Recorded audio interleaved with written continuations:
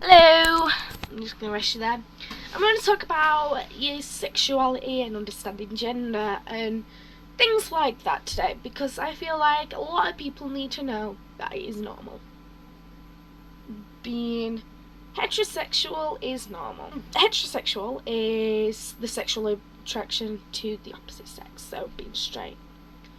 Homosexuality is normal. It is fine to like the same gender.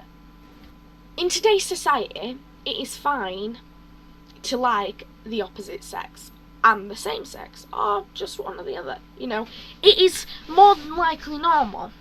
And there is people out there who do not think that liking the same sex is right. Got to know that there is people out there who do not like homosexuality for whatever reason, whether it be religion, which is not a great answer, or whether it's just be the fact that they don't like the idea of it. There is people out there, because I feel that love is love. If you love the same sex, you love the same sex. If you love a different sex, you love a different sex. It is the same. You know, it's love.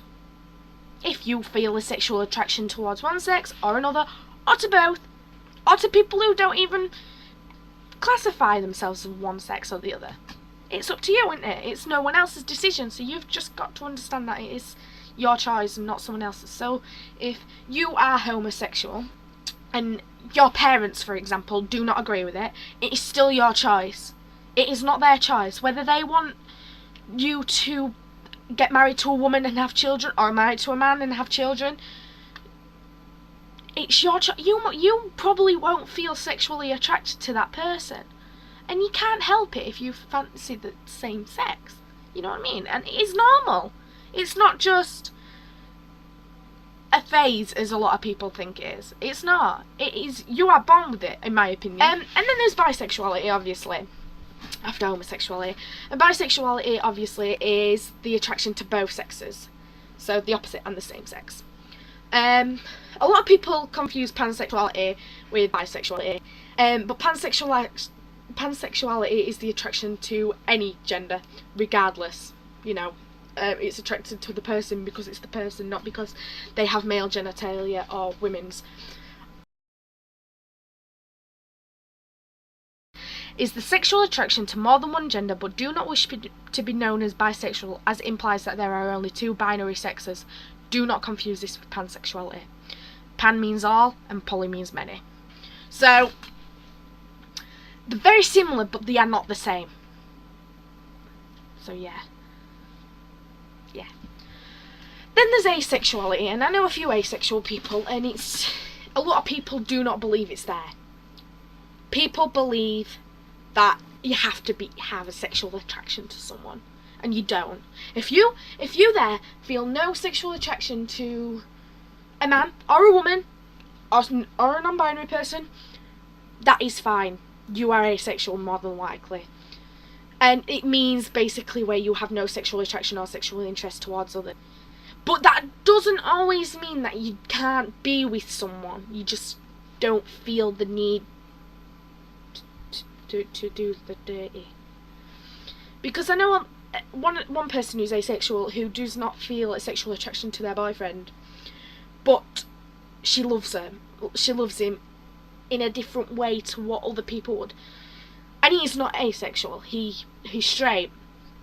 So it is odd, but he loves her, so he deals with it. You know what I mean? It's love.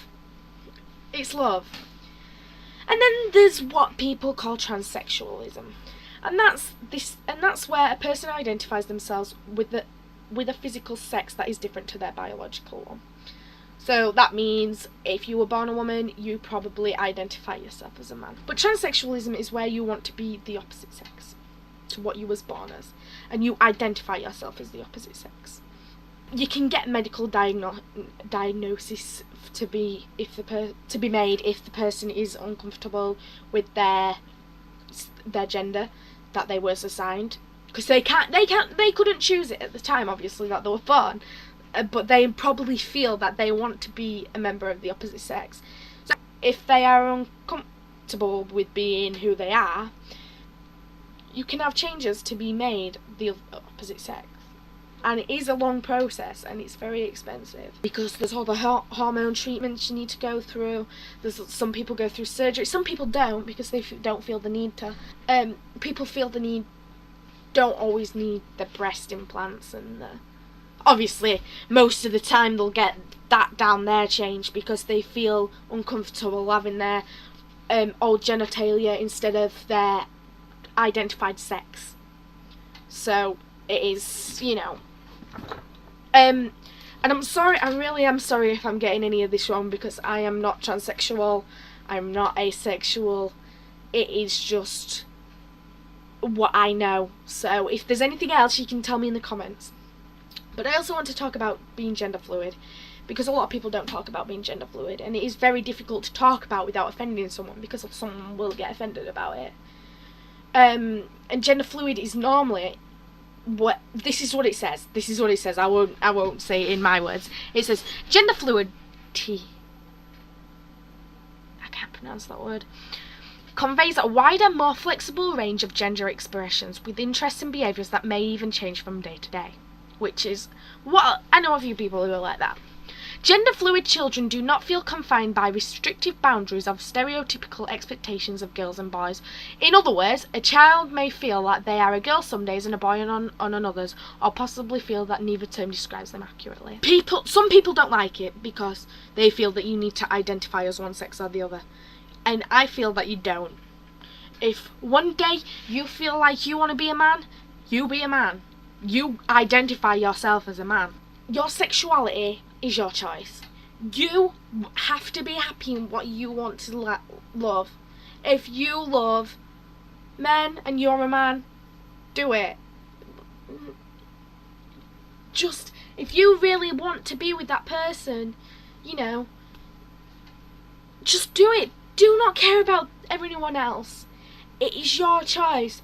The only thing I will say, make sure it doesn't break any laws.